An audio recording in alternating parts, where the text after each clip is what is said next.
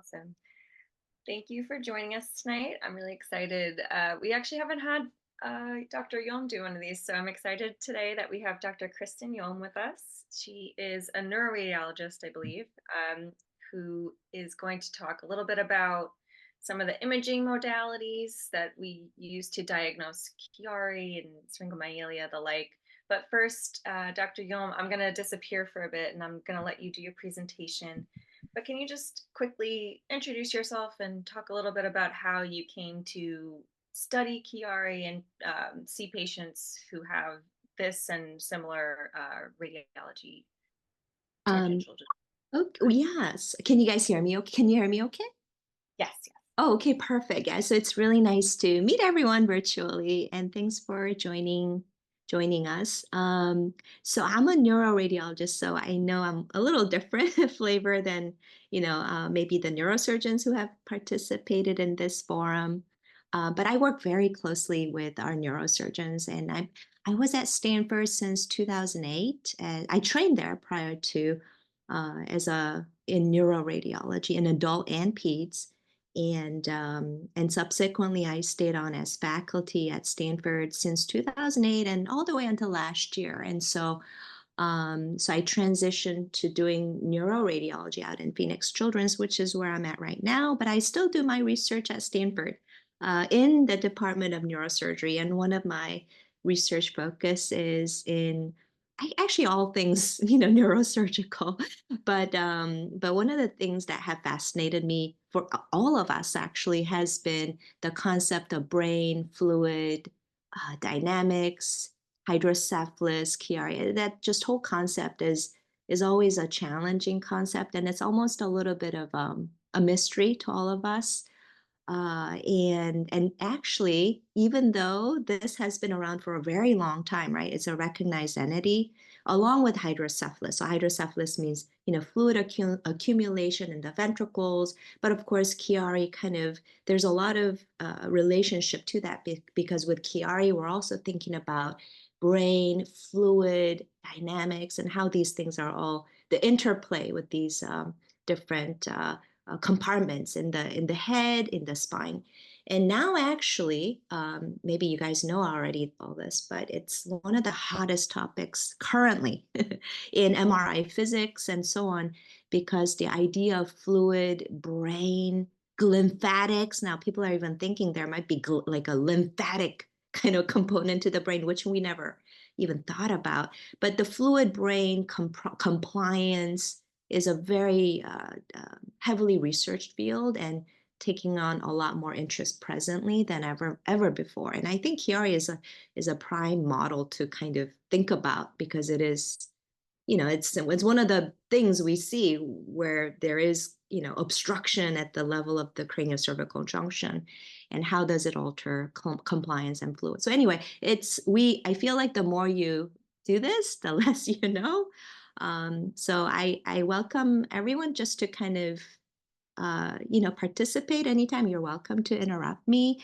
And yeah, so I'll just share some slides. And I think based on some of the questions I received today, it sounds like everyone is way more sophisticated than any of my radiology residents or fellows. So I'm just already very impressed.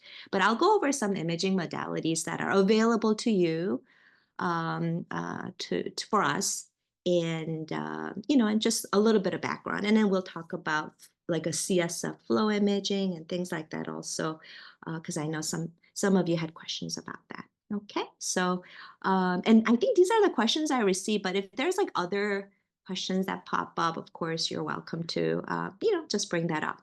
Okay, and I'll try to do my best to address some of these, but I don't think I have answers to everything, but we'll do our best.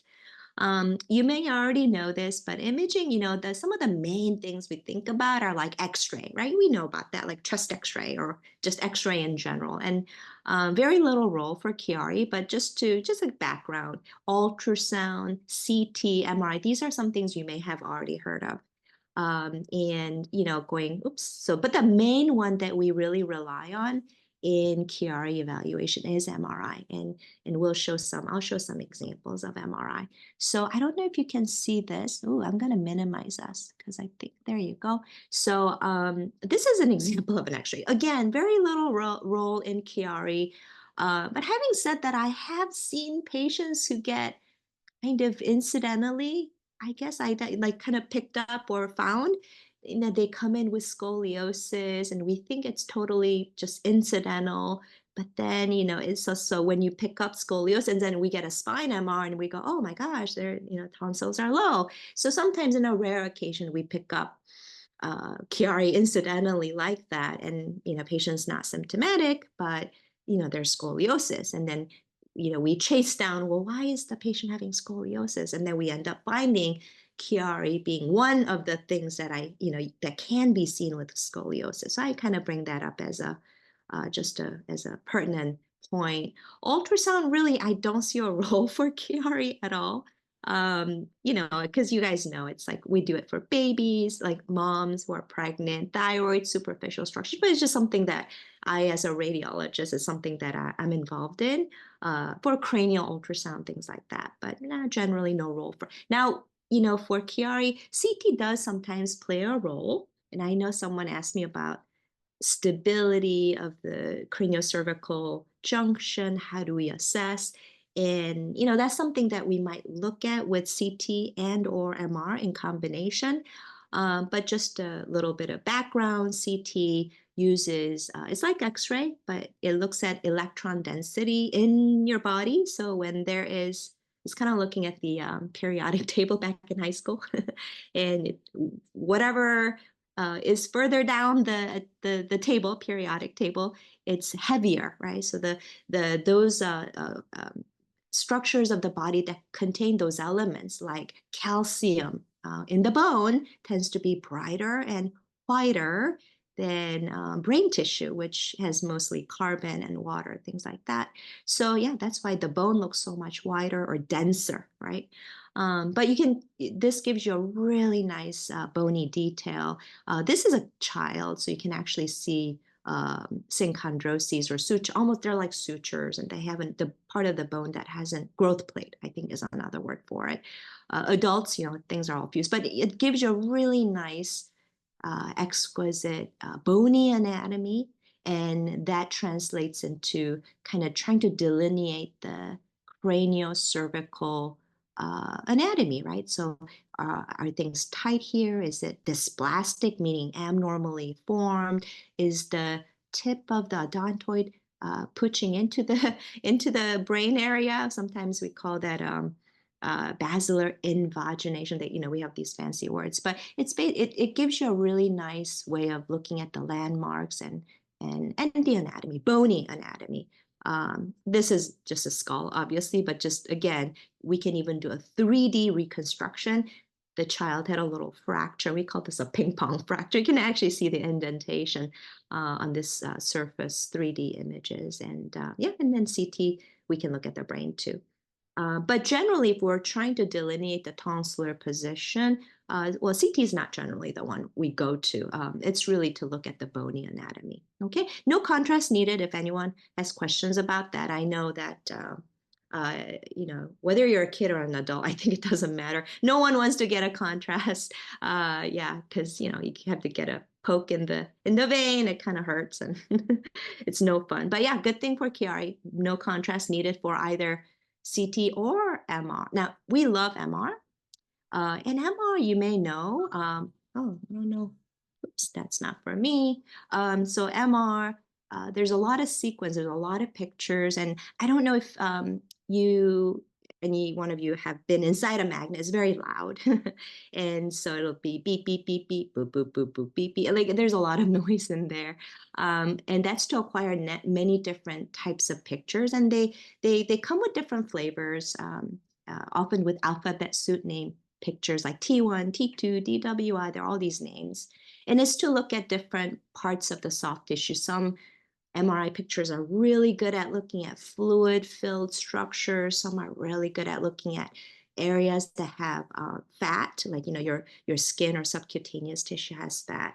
Some are really good at looking at blood products and so on. So it's almost like I tell my medical students, it's like watching color TV. So it depends on all these different alphabet soup pictures that we acquire.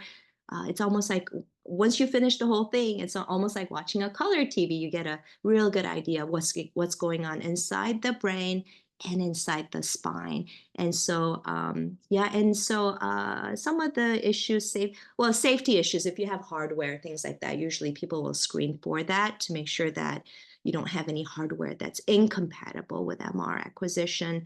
No radiation, which is great.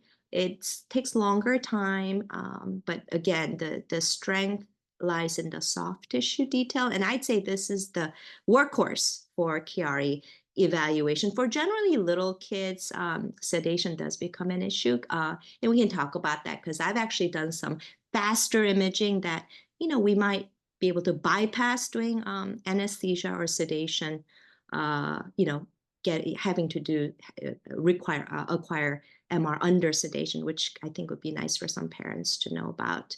But no contrast needed. And here is an example of a patient who had kind of tight space right at the cervical medullary, so brainstem and upper cord. That area is really tight. The tonsils are kind of low lying in this area. There's probably some stenosis or narrowing, and you get these big, what we call syrinx or syringohydromyelia. And the size of these things I've seen in many different sizes, small to big. This is kind of considered on the bigger side. And you might say, well, what's all this gray stuff? When there's a lot of turbulence inside a fluid-filled structure, it can cast this artifact, and we call that a CSF fluid artifact. So normally a fluid-filled spaces look white on a T2 weighted MR. And when there's a lot of pulsatility or rapid fluid movement, it can cast this dark shadow wherever the fluid is moving really fast. And then that's something that, we know about depending on certain sequences. So that's kind of some of the major, like the conventional MR that's readily available anywhere you go. So basic sequence, I think the workhorse sequence is a T2, and sometimes I'll do T1 and other things, but that's kind of the background. And I know I kind of had some of these questions, so I'll try to address some of these things, and I hope it's interactive. So you're welcome to kind of bounce back and forth also.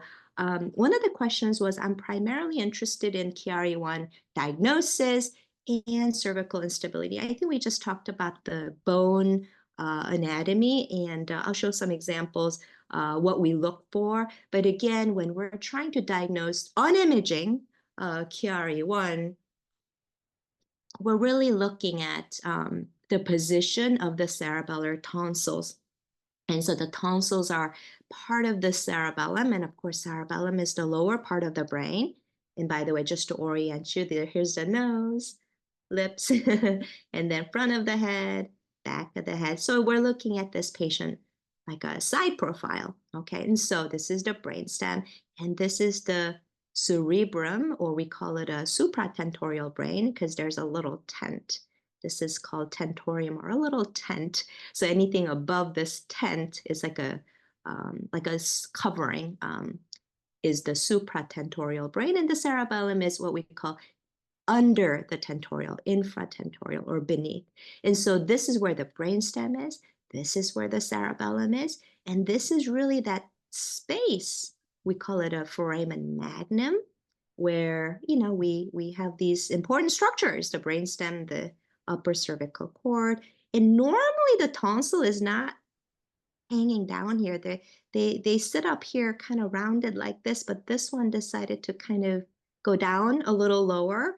And you might say, well, how do we know what's slow? We do use a landmark, the tip of a bone up here. This is at the skull base. This is a clivus.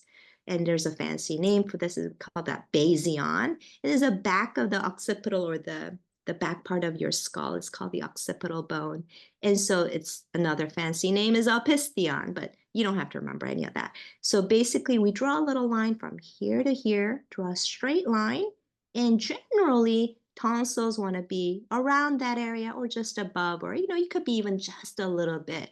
But when we start getting worried about Chiari, one is when the tonsil is below that area, and not just below, a lot below. Like there's a whole debate over how much far below is abnormal. That's a good question, right? And we can kind of think about that. Generally, people think, oh, below 5 millimeter, below that level is maybe a little bit too low. But again, I've seen exceptions where it could be 3 millimeters in patients symptomatic, right? So, but, generally 5 millimeters. I don't think there's like a hard and a fast rule. One rule, however, though, is we do worry more when it is what we call PEG-like. So if you ever see a radiology report that says, oh, the tonsils are low lying and it is PEG-like in morphology, that means this is what you're seeing. It's kind of drooping low, kind of in a pointed way.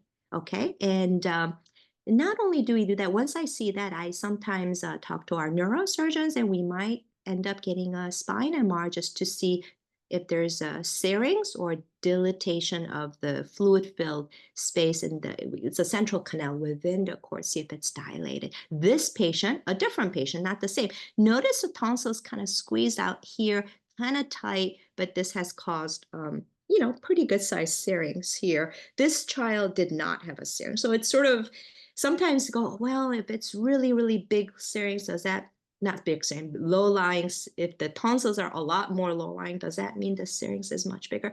Maybe there's some correlation, but I've certainly seen both, spectrum. Like you don't have hugely low-lying tonsils, but you still have big syrinx. So you go, maybe it has something else on top of the other stuff. Like maybe the anatomy, right, is abnormal. Maybe things are tight here, regardless of how low the tonsils are. This kid actually is interesting. Notice this morphology, this bone. Do you see that? It's part of your skull base bone. Notice this pointy bone is flat, and this one is kind of oblique, right? So this is kind of flat, and this is your cervical spine odontoid. It's like the C2, and it's kind of straight up. So you can see this is what we call like a flat platybasia. Things are flat, kind of standing up flat, and that there's a little bit of craniocervical dysplasia. The anatomy here, bony anatomy, is not normal, and I think that probably did not help, with the fluid dynamics, and probably contributed to this syrinx formation. So yeah, I have these arrows, and I kind of color coded the syrinx there. Yeah, dynamic imaging. This is interesting. So sometimes the surgeon may order, depending on whether he feels necessary or not, obtain dynamic imaging. And this means imaging in different positions, like in a neutral position, or asking the patient to kind of flex forward and extend backward. And that's one of the reasons we do that, is we're again trying to look at that anatomy, the bone here, the bone here, the bone there, and are any of these parts kind of moving separately? Like some of them should move together, but when things are not moving together, then we go, there's instability. So for instance here, this one's a little bit, it's not a Chiari, but it just gives you an example.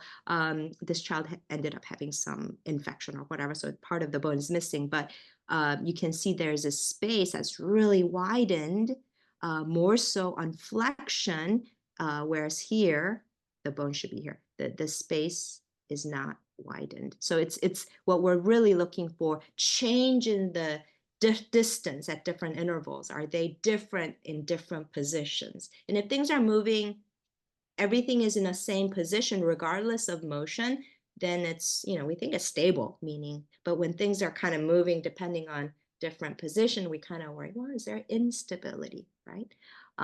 So not only, oh, here we go, I ended up coloring. So this is where the brainstem is, and the cord is, and cerebellum is. And you can see when things are kind of moving dysynchronously, it can make that area super tight and just kind of cause problem, right? So that's something we look at. And of course, we can also do this with MR imaging. And something I did with actually 3 different neurosurgeons here. 1, 2, 3, actually 4.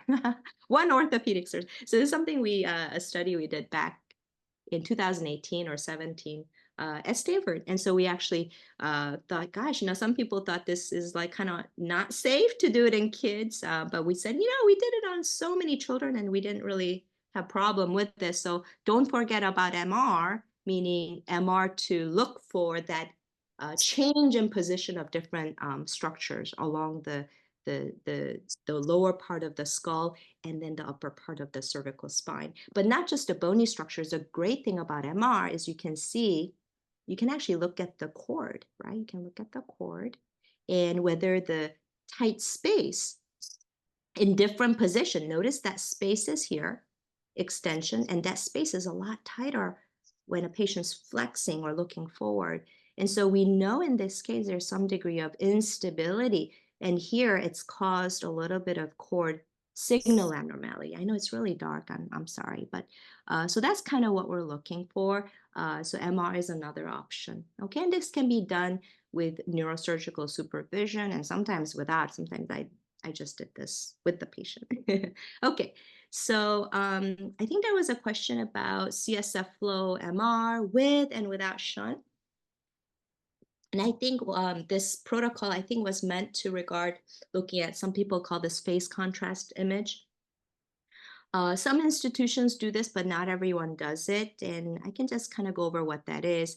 But going back to Chiari 1, remember we're looking at really low-lying tonsils. Things are a little tight.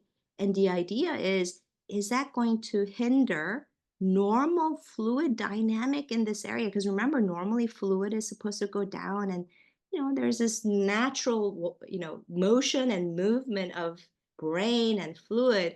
But when things are tight, what's it going to do? And how does it alter things? And actually, I can visibly see it. Notice I can see normal brain structures. And you might say, well, Kristen, how come it looks so dark here?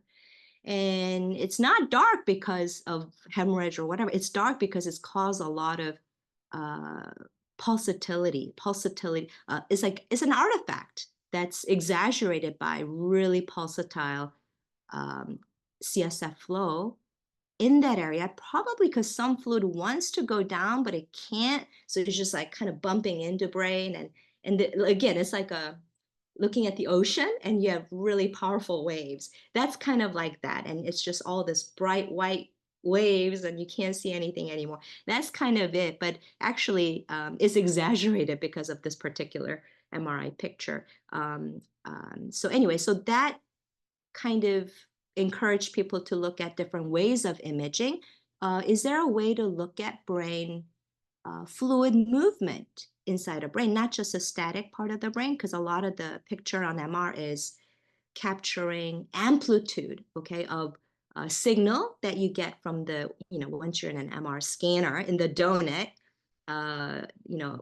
there's you get an MR signal back from the brain after we excite or excite the protons inside the brain, right? So because human body is composed of hydrogen atom or protons, and once you're inside a magnet, they line up, and then we can transmit pulse and excite the protons, and it kind of sends a signal back. It kind of talks back to you, and there's some really amazing math that gets done to process the signal. Some people call that Fourier transformation, and then you can use some of that amplitude to create this grayscale map of the brain. But in addition to the amplitude-based, image that you can create, the MR signal also, the deconstructed MR signal also carries what's called a phase signal, phase or frequency, and this is, some people have found out that if you apply bipolar gradients inside a magnet, you can actually detect the phase shifts.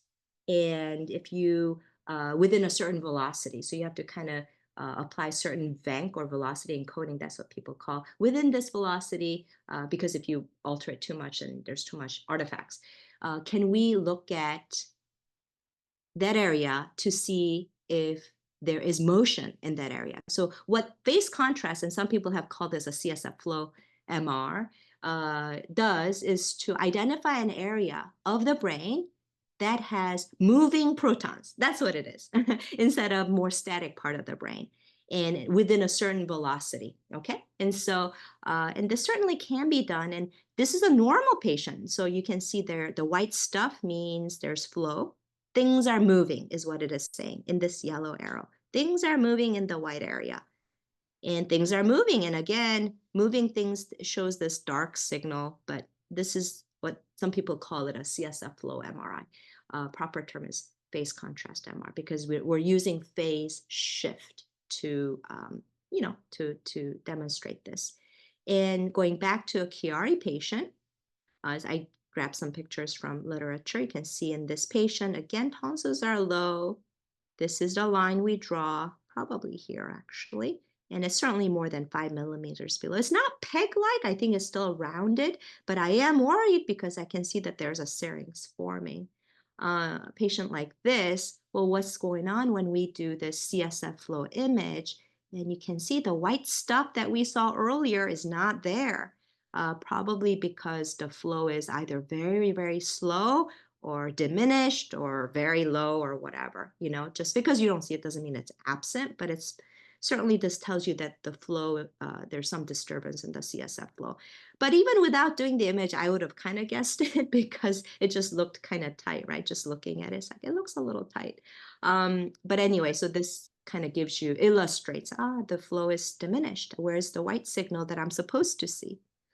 Dr. Um, Yeom, just really quickly, we have a question from the audience, and honestly, we have few enough people on that if we did want to unmute, we can. I just want to warn everyone that this is being recorded, so you're going to be obviously on the video when it comes out. So if you do have a question pertinent to this and you want to unmute, you may. I think Oh someone. yeah, of course. I'm sorry. I have so many things No, it's up. okay. There you go. And I didn't see the chat part. Yeah, if someone has a question, I'm very happy to. I know there was a protocol question with that, but yeah, did you have a question for me? Anyone? Yeah, I had a question. If there is CSF flow restriction, like you see in this one, Uh-huh, what like would be the symptoms? Like if I don't think that we had one of these the flow MRI done, but if there was flow restriction, what would be the symptoms of the child? I think that's the part, I guess I'm not a neurosurgeon, but I know that some people have, like, people have variable symptoms, right? Like headaches to other, there's so many symptoms. And I don't think just saying, hey, you don't see, because I think there has been a lot of research on this, like, hey, can we use this to correlate with symptoms or even outcome? But you're right. Some surgeons have used this to say, degree of this flow decrease, you see that obstruction, so restriction, as you called it, maybe these patients are more responsive to surgery. Do you know what I'm saying? Because some people have used this not necessarily to correlate with symptoms, because I think the symptoms are a little bit heterogeneous, right? But to use this to say, well, it looks like there's severe enough of a flow disturbance or restriction. Are these the patients who would more benefit from surgery? Do you see what I'm saying? Yeah, but Mhm. could it be that you would have a kid with this kind of imaging without symptoms? It's possible. I think it's possible. And the reason I think it's possible, and I think there should be more research, like, because not every institution is doing this, and not everyone with Chiari gets this, you see. But I do think that, let's say you don't have this robust flow, I think if it's chronic enough, and this is my hypothesis, sort of my thinking is that the body has found other way to compensate for the obstruction. Do you know what I'm saying? Other ways to compensate. And it could be maybe even a syrinx formation, right? Because the brain is not also a stagnant structure. And this is why this is a really hot topic. We historically thought there's fluid, there are vessels in the brain, and there's brain, right? There's brain, there's CSF around the brain, and then there are blood vessels, right? Arteries and veins. But now in the model 2024 way of thinking, we think all these structures are really interrelated, right?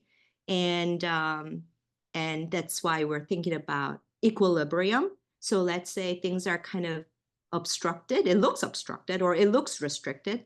fluid is. But then maybe it was happening at such a slow, it would just happen over such a gradual timeline, and somehow the bodies was able to figure out how to compensate and redirect the fluid. Do you know what I'm saying?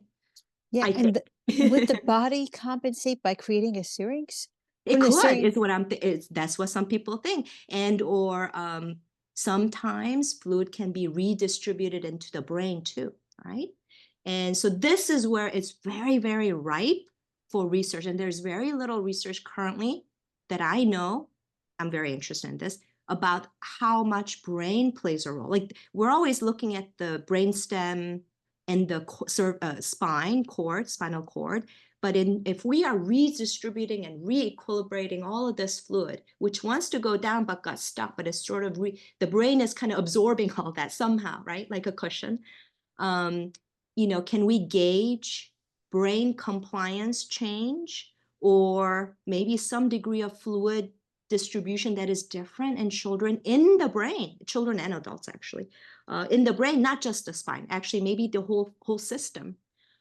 So again, I'm really sorry, I don't really know the answer, and this is why I think you guys are so sophisticated and asking really great questions. And it is something that I think more researchers should investigate. I've certainly seen patients with really big syrinx with no symptoms. Yeah, And that's Chiari. my daughter. So my daughter has a humongous syrinx, Yes, no yes, symptoms, and she has CSF flow restriction. absolutely. I've seen them, and they get I've seen, because I'm a radiologist, right? So it's a different group of patients. So sometimes patients go see a neurosurgeon or let's say a family doctor because they're symptomatic. They have a headache, or they have like balance issues, or whatever. There are all these things, and then eventually Chiari gets picked up. Well, on the other hand, there are people like me who I don't see patients directly. Like I get to see you guys now, yay! But virtually. But what happens to me is I'm just looking at all patients who come for many different reasons, right? Not necessarily for Chiari. They're coming in for, I don't know, like something with the eye. They got an eye infection, okay, like, or whatever. They come and we image the brain, and I go, oh my gosh, there's a big Chiari and there's a syrinx. Do you see what I'm saying? And Yeah. then I'll call the neurosurgeon, and we initiate the workup. But you're right, I've picked up many patients who have tonsils that are low, and these tonsils come in many different flavors. Sometimes they're peg-like, sometimes they're rounded, sometimes they're not even that low, and they've presented to neurosurgical clinic with symptoms. So they come in all flavors, and I've seen patients with syrinx that they never knew about. Do you see what I'm saying? Yeah, thank you so much. That was really So good. yeah, but having said that, I do think maybe there's a tipping point, because some patients with syrinx are symptomatic. But oh man, like I have seen plenty of patients with syrinx who they didn't even know about it, and so but sometimes come with a scoliosis, right? The bone, they have this scoliotic curvature, and we investigate, we're like, oh my gosh, there's a Chiari, that kind of thing. Anyway, so any other questions? Normally, if we can all see each other in like in a room, we would kind of it's more interactive, but it's a little hard for me to see. But so yeah, this is really interesting. Now, this is not always the magic bullet, because interestingly, I show you this, but I didn't actually obtain phase sequence at Stanford. At Stanford, we actually were pretty happy with just doing this, just normal regular MR, because we would use that black, that pulsatility I showed you as a gauge of, oh, things are altered there. So, but I wanted to show you this because somebody asked me about this sequence, but again, it is available to you. And if you ever get an MR done, it can certainly be requested at no cost. Okay, just letting you know, it's not extra cost. At least I don't think so. It shouldn't be. Okay, so now some surgeons have used this to say, hey, what I found out is and this is actually Dr. Marr. Dr. Marr is someone I work with very closely at Stanford. And he's one of our Chiari surgeons, and he's actually found that before and after surgery, that flow certainly improves after surgery, and that's what he found here. You can kind of see the significant increase in velocity, up and down velocity, before surgery and after surgery. Yeah, you see that? So that's, I just wanted to illustrate. And I think one of you guys asked me about the protocol. I grabbed this from the literature, but I want to point out the protocol is tough because it's not one size fits all. Because what happens is every MRI magnet in each hospital is different. It could be like a GE magnet, Siemens, Philips, Toshiba, you name it. And it could be a 1.5 Tesla, 3 Tesla, blah, blah, blah. So it's all different. So these things are not always, they don't all translate across different vendors. So, but this is just an example. Okay. Yeah, what else was I going to say? But again, it's definitely doable, and it's nothing fancy. And this thing has been around for a very long time, because again, when we're doing MR, we're not just looking at the signal that the brain transmits back to the scanner, or like in the scanner, but also there's phase information that, when hydrogen atoms are moving around in the brain, okay, that we can try to capture. Okay, now going back, I'm going to keep on talking about this thing. This area again is like turbulent flow. This it's not that the brainstem is not there. The tonsils here, the brains, it's just really tight. And this black signal is like a black flow. It's like different, opposite of the white flow we saw. But this doesn't mean there's a flow there. It just means things are really pulsatile. Not just CSF, but maybe the brain too. Everything is pulsatile. That's what this, what I think it is happening. So what some people have done actually is, remember that phase image I just showed you? It looked at the fluid surrounding the brain, right? Surrounding the brainstem and all that area. In this study, this was done like actually a few years ago, like very recent. Looks like a bunch of hospitals. Anyway, it's like like maybe 2 years ago or something like that. So this study, what it looked at was, well, aside from the CSF or the fluid around the brainstem and the cerebellum, can we look at the motion of the brain itself? How pulsatile is that, and where is it moving?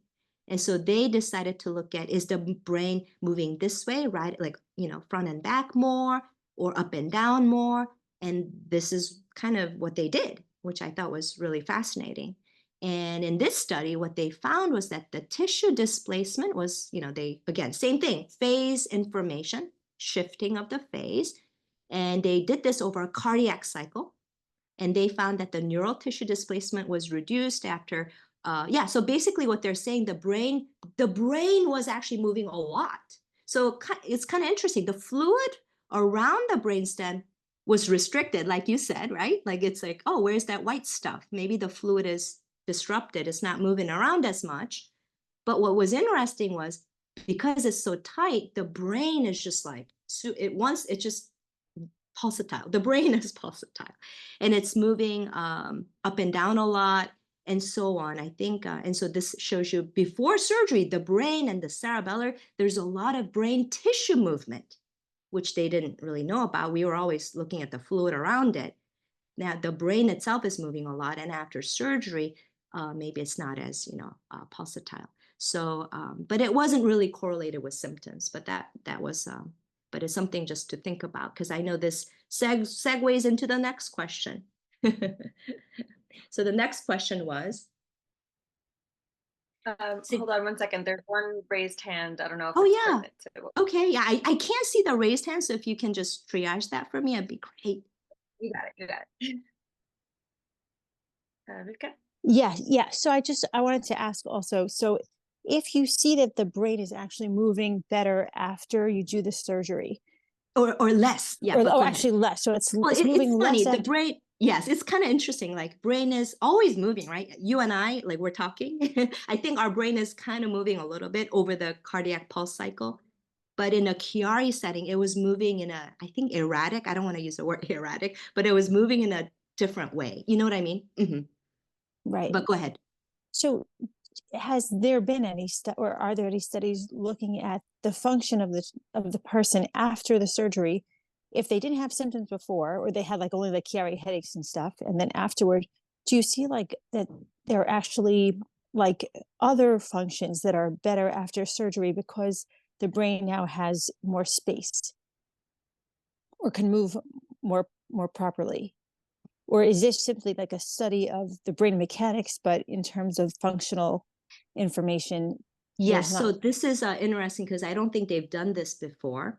So this was a study to say, everyone's talking about the fluid being restricted around, right? But what about the brain tissue? Like, is it normal? Is it abnormal? And is the brain tissue moving differently before and after surgery, right?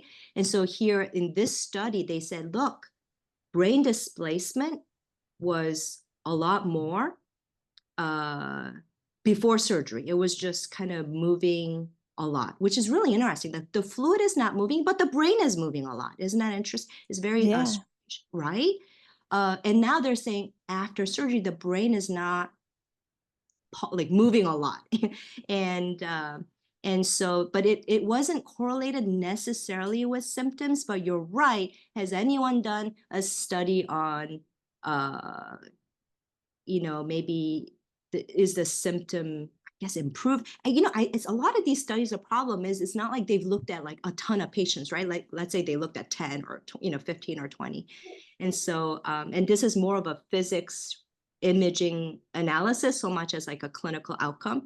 And this is where I do think that if a neurosurgeon like did a study with alongside, it would be really interesting or important or informative, right? But I think this is just to show you, look, it's not just a fluid. Maybe we have to think about the brain tissue, aberrant brain tissue motion. Does that make sense? I have a question if I can break in. Excuse me, this image that or this velocity diagram that or displacement figure, what part of the brain is this exactly? Is it, Oh, yeah. So what's in the gray spot in the middle? yeah, I'll show you. That part is, Okay. yeah, like right. Well, let's go back. Hold on a second. So it's kind of like right. Okay, this is the tonsil, right, guys? This is yeah. So I know they kind of cut out stuff. This is the tonsil. This is your cervical medullary junction. So they're kind of looking at, basically, they're looking at this area. You see what I'm saying? So we're looking at this area where, remember, we didn't see much fluid earlier. It's kind of similar to this picture. Remember this area where we try to look for that white stuff to see if there's movement of water or CSF. And it's like, oh, it's inhibited or there's less of it or restricted. What's going on? But then in the other study, they go, okay, well, can we actually look at the tissue and not just the fluid? So in this study, they decided to cut out the brain. I think what they did is they segmented the brain. They cut out, well, you know what I mean, by imaging. They cut the, not surgery, they imaging, kind of look specifically in this area, target area, and focused on that area. They drew little circles, I think. You see that? They kind of looked at it. And then they kind of looked at the whole area. But they're concentrating in that area and go, oh, you know what? There was more of this aberrant motion. And I think it's because normally brain is moving. I'll show you. You guys will be interested. I actually have some other slides that will be thought-provoking. But yeah, so that's what they're saying.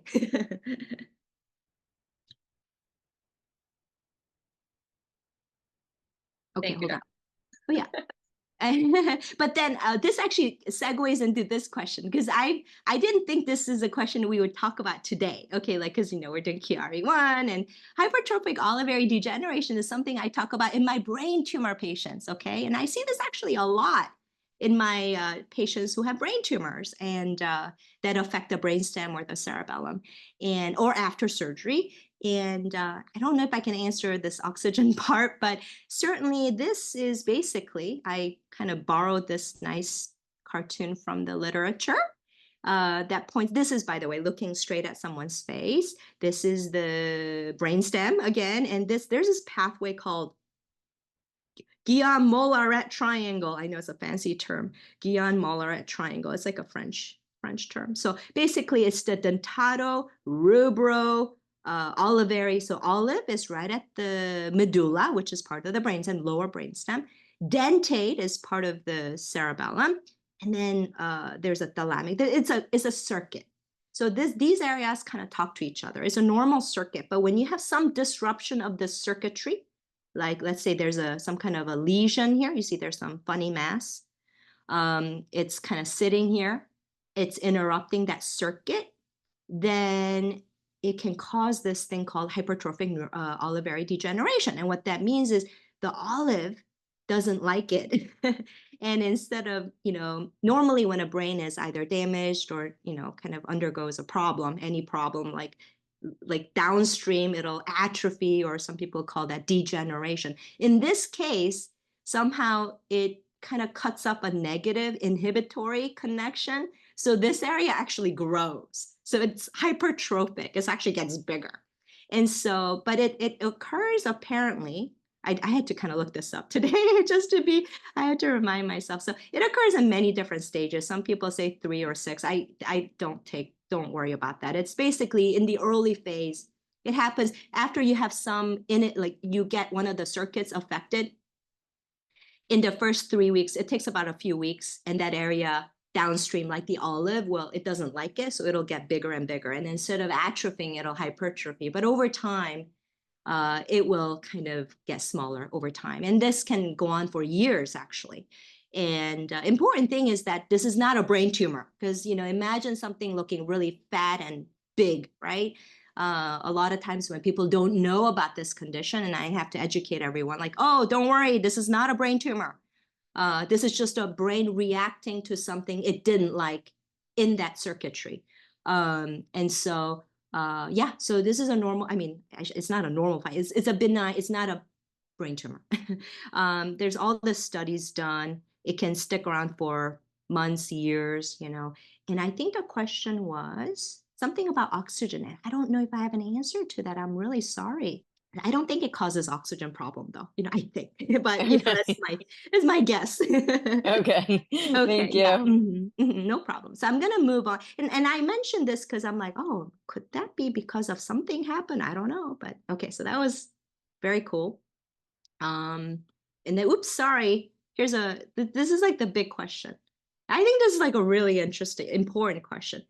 Syrinx, does it impact flow or vice versa, right? So it's like, wait, does abnormal CSF flow impact syrinx formation and the size?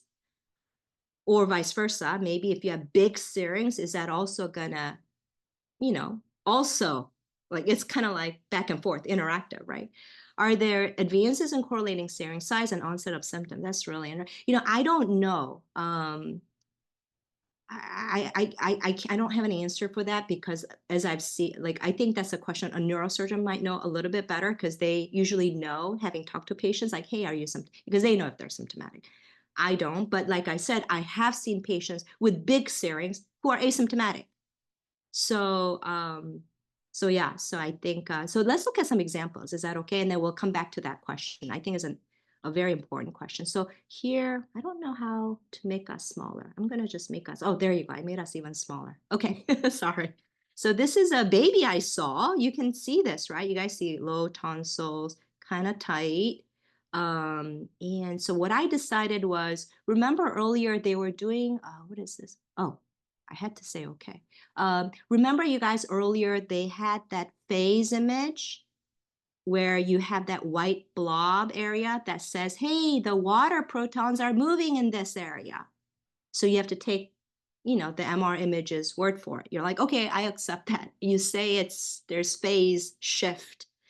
So there must be water motion. But this is something I did, a research I did with Dr. Grant. So Dr. Grant is another Chiari surgeon at Stanford, was at Stanford. Now he's at Duke. He's the chair of the, department at Duke. This is something that we were very interested. So can we image dynamically, right, MR, over the cardiac cycle and watch the tonsil over time? Like, can we just watch that? And so here, let me show you what we did. Do you see this? You see the heart moving, right? Hold on, this is the heart. Do you guys see that? And then watch this area. Do you see that? Yes. You guys see that, right? So we go, oh my gosh, that's pretty cool. Like, you can actually acquire it over a cardiac pulse cycle. So we did it over the pulse, like pulse gated is what we call. So we just acquire, and this took like 2 minutes to acquire, okay? So we're like, okay, you can see that motion, right? Do you guys see that? So not only you can see like that area is obstructing flow in that area, but also the brain was moving up and down quite a bit, probably because it's just kind of tight and just almost like a jiggling a little bit. You know what I'm saying? So that's, and then we wrote a paper. So here's another, do you guys see this? And then we thought, well, can we talk to some engineers and physicists to magnify what we're seeing? Like when you're watching a movie, make it a little bit more exaggerated so I can see it better. So here's another look. You guys see that? And what's really interesting is it's not just that part of the brain. You can see the entire brain. There's some motion to it. And again, this is why this is such a hot research topic. If you cause some disruption of fluid down here, is it going to alter the rest of the brain in some fashion? You know, and no one has done that study. And it's something that I think would be really important down the line. So anyway, I wanted to show you guys that. So we wrote a physics kind of paper about it. We didn't correlate with symptoms or anything, but we wanted to show that feasibility. And then, yeah, and so this is the idea, right? So this is the whole sort of hypothesis, I think. So, you know, when there's this, there's supposed to be normal fluid. And when you have this kind of anomalous anatomy and maybe some low tonsils, and this whole area is just kind of tight and fluid and brain, and everything is not moving, you know, like it should. And it obstructs the bidirectional flow because things should go up and down, you know, how does that work? And the idea is this leads to the pressure waves that are greater, that compresses the cord. Oops, sorry. Oh my goodness. And then it sort of transmits into the spinal cord and probably the brain, you know, within all the spaces between the tissue. And then, of course, the compliance is affected. And yeah, and then just this idea of this CSF hydro. I say actually cerebral brain, hydro water dynamics. It really is about that, right? And then it results in syrinx formation. And maybe syrinx is, you know, it means that it was kind of tightened up that this resulted, but it could be one of those coping mechanisms like your body did, you know what I'm saying? And so on. And so some studies have actually looked at it. They go, well, you know, Chiari with syrinx versus not. Is the flow different? I think you guys asked me about that earlier. And I don't know if it's not a definitive. All these studies are looking at not many, but they did find patients with syrinx had a smaller space, okay, in that area, a little tighter space. This is another way of measuring the space. This is the pre-Pontine cistern and the aqueduct ratio. They measured other things, but essentially the space is kind of tight. And then they also looked at how flat the tonsil is, like how much, you know, it looks flatter, measuring it like, you know, AP, anterior posterior. And then they did see that people with the syrinx had a little bit of a tighter space and tighter configuration of the tonsil. And interestingly, they also found higher velocity up here, not just down here, up here. And you guys might say, well, where is that up there? Let me show you. It's up here, okay? So remember, it's not just fluid. The fluid is bidirectional all over. So the reason they investigated that area was they were saying measuring fluid velocity here is really tough because there's just so much artifact and, you know, it's just kind of turbulent, right? Up here is a little not as crazy. So they measured the velocity and they found that the velocity was higher here. In patients with syrinx, interestingly. So, but not statistically, but it was just slightly higher. And then, of course, you know, once you do research, it raises more questions, right? And so, yeah, does that mean the pressure gradient is different, and you know, and so on and so on, and could reducing the velocity, if we reduce the velocity, can we make the syrinx like prevent the syrinx? You know what I'm saying? There are all these questions. I don't think this is established. Anyway, so I think that kind of concludes or comes to the end. I wanted to say it's a multimodal approach. We have the conventional MR, which I think is still fabulous. Face contrast is available to you if you want it, and if you want your doctor to get it, you can always request it. It's nothing fancy. They can do it at no cost. It should not be an extra cost. The only time there's extra cost, can I say, is when you get contrast and when you do 3D imaging, like some other stuff like this. That's just how the healthcare system works. And then this is, and we talked about CT, just look at the bone morphology. Yeah, and then the serings we talked about. This is fast stuff, which I didn't talk about today, but it's something I looked into just for babies, right? Because we don't want to have to sedate our babies every time we come back to, look at the babies or little kids, like, like toddlers. And because it's kind of putting them to sleep is kind of a bit, and parents don't want that. And, it's just, so we thought, well, can we just do a quick scan just to, check all that? And anyway, that's feasible too. So, which is great. Now, future directions. Okay, so I've done a lot of work actually looking at white matter pathway around brain tumors and other things. I haven't done that on Chiari, but certainly one could even think about that brain microstructure beyond just the tonsils. This is perfusion imaging, meaning just a brain fluid blood flow. Like if we're really talking about this, the water in the brain, and then compliance in the brain, well, then that's also going to translate into how does blood flow work, right? Because if there's, disturbance and compliance and pressure and things like that, that's also going to affect perfusion. I don't know of papers looking at that, but I'm just talking about future directions here. And of course, this is something I'd love to look at later on. Recently, I did a study. It just came out actually 2 days ago. I did something with Dr. Grant where we looked at brain compliance in patients with hydrocephalus, not Chiari, but in this case, this is also an alteration of fluid dynamics in the brain, right, where the ventricles are big. So we could see like before and after surgery, what are the compliance changes in the brain and so on. We haven't done that for Chiari. How do you calculate the compliance for that hydrocephalus patient? Yeah, that's really hard. There's some different ways to do this, and it would be like a surrogate measure. Oftentimes the mechanical engineers and so on, they do these things called finite element analysis. Here, what we did is we did atlas-based brain registration, and what we did was a voxel-wise calculation of the voxel change, like every little space in the brain before and after surgery was registered into a common space, and we look at the shift in the brain between and after, and the degree of brain motion between and after surgery. We kind of use it as a surrogate kind of marker of how much compliance there was before and after surgery. You follow me? Like, so if it moved, So the idea here is that are you essentially then showing the change in ventricle size? Change in not just ventricle, but in this case, you can't see this. These arrows are vectors. So here, what we saw was that after surgery, this is for shunt, not Chiari, hydrocephalus, we see that there was centripetal, right? Centripetal displacement of the brain and the ventricle, as you'd expect, because, ventricles were huge. Now they go back down being smaller. So you see an expected centripetal displacement of the ventricle and the brain tissue.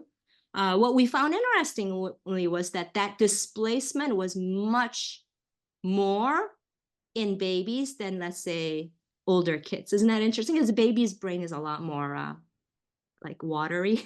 I say a little mushy because they're just little babies. So there's a lot of, it's like a balloon. It just like moves back. Anyway, so yeah, it's a surrogate kind of way of gauging, right? Like, it's like how much movement did we see before and after surgery? It'd be really interesting to do this on Chiari is what I'm thinking if I had the time, meaning looking at the brainstem and so on. You know what I'm saying? Kind of. It's thought it'd be interesting to look at CSF motion, like axial slices in hydrocephalus patients, but I've never, I'm a physicist, I've never been able to get anybody to write a grant proposal for the money to do that. Say that again, looking at the CSF displacement?